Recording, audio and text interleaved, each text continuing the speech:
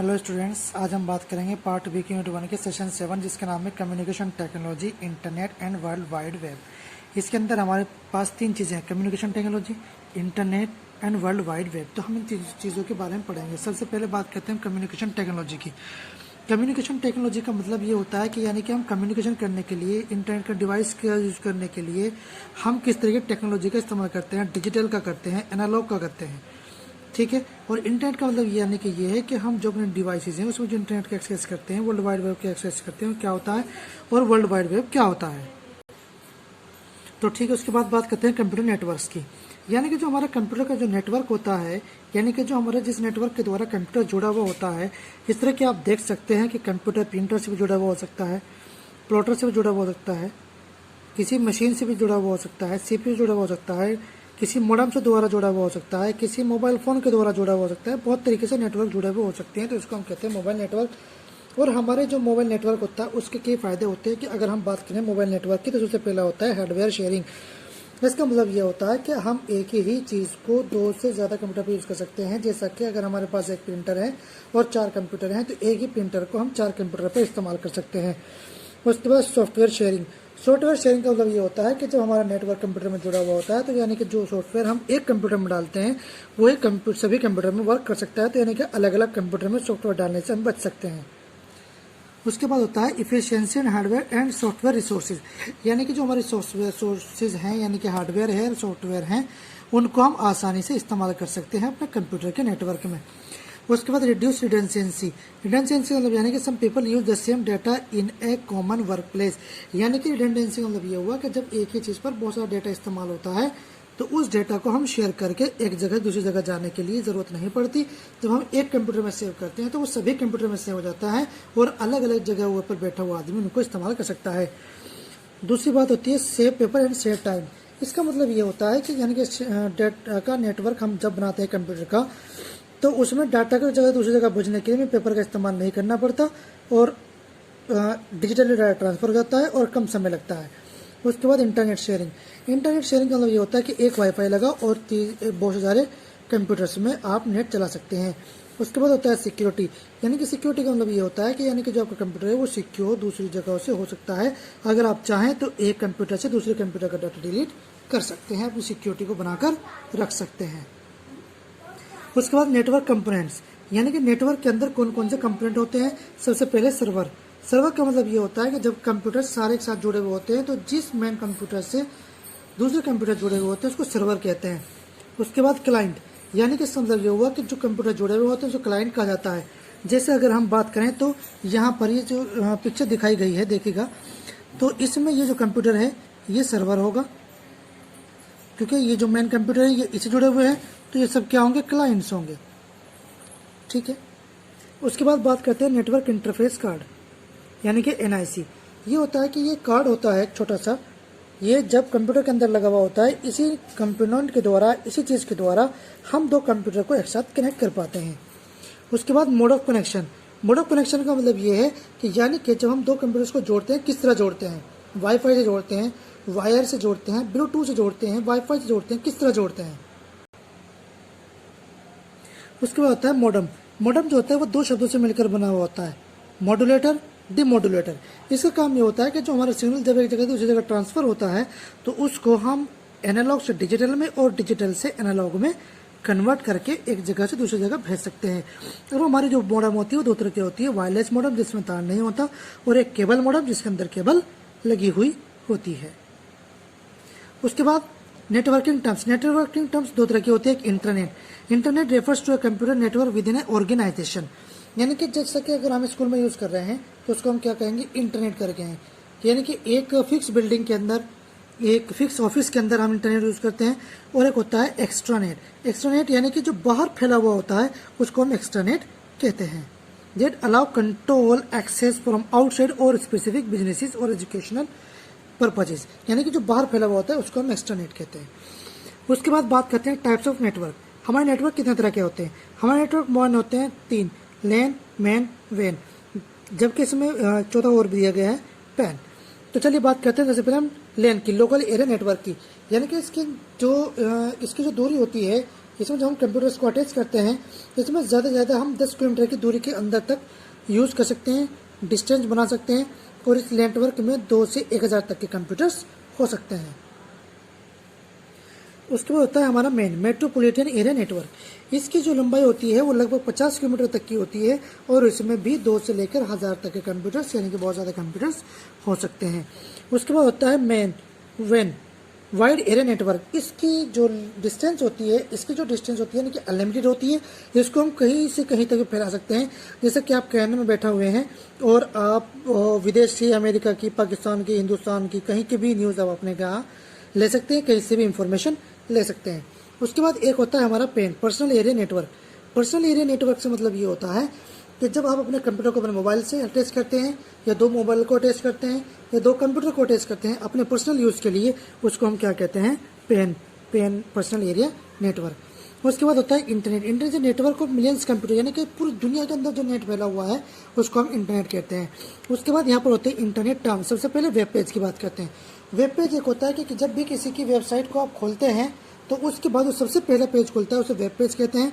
यानी कि इंटरनेट पे जैसे आप किताब पढ़ रहे हैं, अपने सामने पेज पलटते हैं, तो इसी तरीके से जो इंटरनेट पे आप खोलते हैं उसको वेब पेज कहते हैं। उसके बाद कहते हैं वेबसाइट की।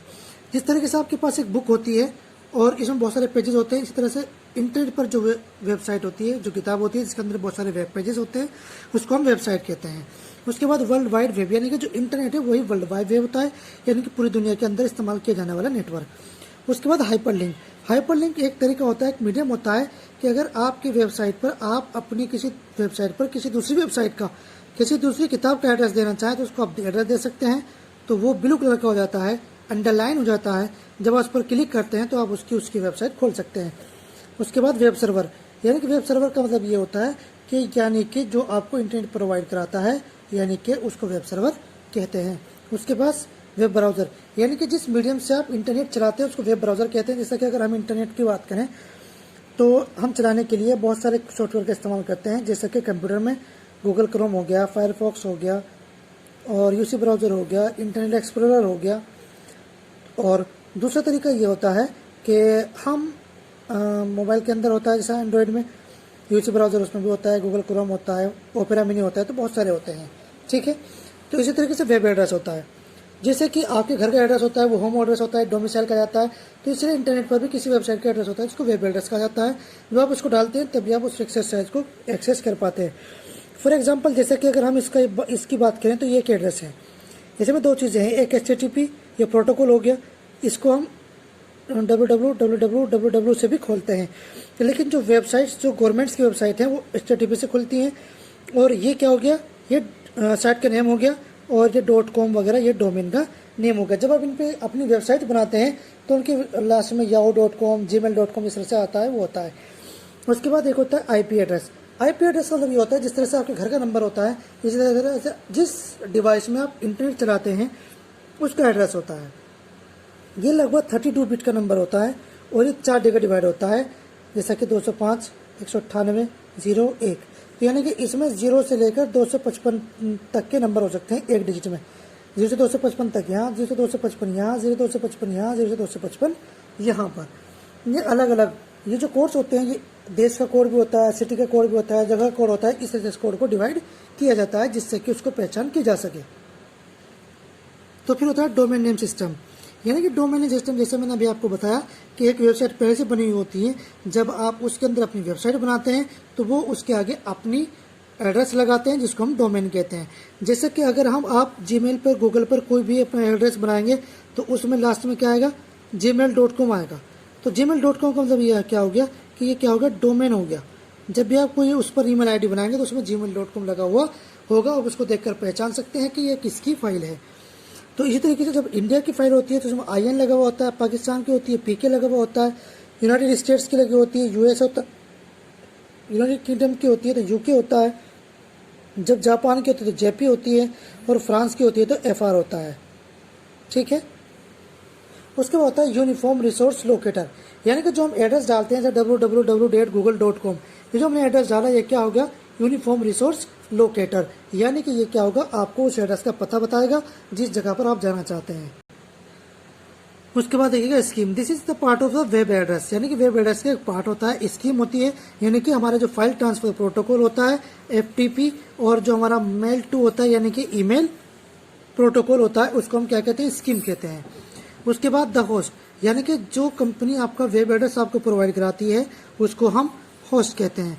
उसके बाद होता है एक्सटेंशन, यानी कि किसी भी वेबसाइट के लास्ट में जो चीज़ लगी हुई होती है उसको हम एक्सटेंशन कहते हैं।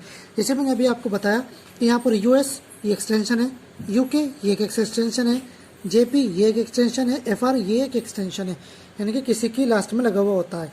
The path, this is the last part of the URL, यानी कि URL का जो लास्ट पार्ट होता है उसको हम क्या कहते हैं, द पाथ कहते हैं। जैसे HTML लगा हुआ है। उसके बाद यूजेस ऑफ इंटरनेट का हम इस्तेमाल कहाँ कहाँ कर सकते हैं। सबसे पहले एजुकेशन में, अपने एजुकेशन के लिए, पढ़ाई वढ़ाई के लिए हम इसका इस्तेमाल कर सकते हैं। मेलिंग लेटर्स, यानी कि एक जगह से दूसरी जगह मेल भेजने के लिए भी हम इंटरनेट का इस्तेमाल कर सकते हैं। पहले जैसा कि हम खत लिखकर भेजते थे वैसे ही खत अब हम ईमेल से भेजते हैं।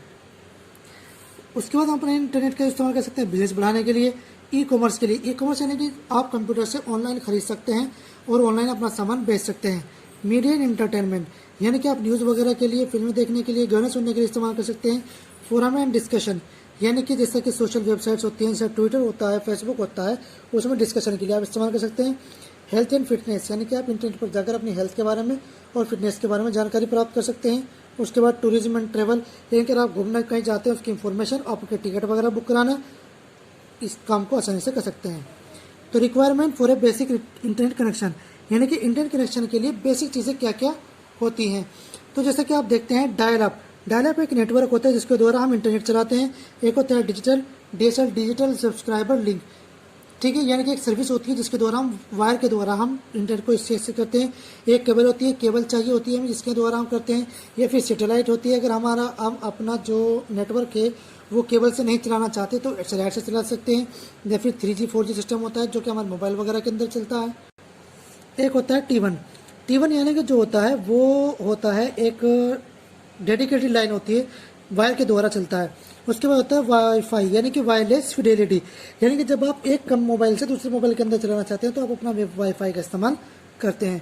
उसके बाद होता है एक्सेस पॉइंट, यानी कि जो कंपनी आपको इंटरनेट प्रोवाइड कराती है वो आपको एक एड्रेस देती है, जिस एड्रेस के द्वारा आप उसका इंटरनेट एक्सेस कर पाते हैं। एक होता है बैंडविड्थ का मतलब ये होता है कि इसको एक जगह खरीदनी पड़ती है, उस जगह के अंदर ही आप इंटरनेट एक्सेस कर सकते हैं, और ये जगह वो कंपनी खरीदती है जिस कंपनी का आप नेटवर्क यूज़ कर रहे हैं। वर्किंग विद इंटरनेट एक्सप्लोरर जो है एक सॉफ्टवेयर है जो कि कंप्यूटर के अंदर इस्तेमाल किया जाता है, जो कि 1995 में रिलीज़ हुआ था, ठीक है, और ये माइक्रोसॉफ्ट ने बनाया था और विंडोज़ पर चलता है, और ये एक सॉफ्टवेयर है इंटरनेट चलाने के लिए। बहुत सारी वेबसाइट्स ऐसी होती हैं जो कि इंटरनेट एक्सप्लोरर पर ही चलती हैं, खासतौर से जो हिंदी में वेबसाइट बनी हुई होती है वो इंटरनेट एक्सप्लोरर पर ही चल पाती हैं। उसके बाद होता है सर्च इंजन का मतलब ये होता है कि आप अपने कंप्यूटर के अंदर बहुत सारी चीज़ों का एड्रेस नहीं जानते कि कौन सी चीज़ कहाँ पर मिलेगी, तो आप उसको गूगल पे सर्च करते हैं। तो हमारे पास खास तौर से 2-3 सर्च इंजन होते हैं, जैसे कि गूगल हो गया, याहू हो गया और MSN हो गया, ठीक है ना, बिंगो भी होता है। तो इस तरीके से सर्च इंजन होते हैं जिन पर आप इंफॉर्मेशन को सर्च करके निकालते हैं जिसका आपको एड्रेस नहीं पता होता। उसके बाद होता है ट्रांसक्रिप्ट का मतलब ये होता है कि इंटरनेट पर अगर आप एक चीज़ को दूसरी भाषा में कन्वर्ट करना चाहते हैं तो आप उसको कन्वर्ट कर सकते हैं। एक होता है सर्च डायरेक्टरी, जैसा कि मैंने अभी बताया गूगल वगैरह जो होता है वो पॉपुलर बन चुकी है आज के टाइम में। तो उसके ऊपर जैसा कि आप कोई भी चीज़ सर्च करते जाते हैं तो वो आपकी सेव होती जाती है। अगर आप दोबारा उसी चीज़ को फिर से सर्च करना चाहते हैं तो फिर से आपको पूरा लिखने की जरूरत नहीं पड़ती, वो सेव रहती है, उसको आप आसानी से सर्च करते हैं, जिसको हम सर्च डायरी कहते हैं।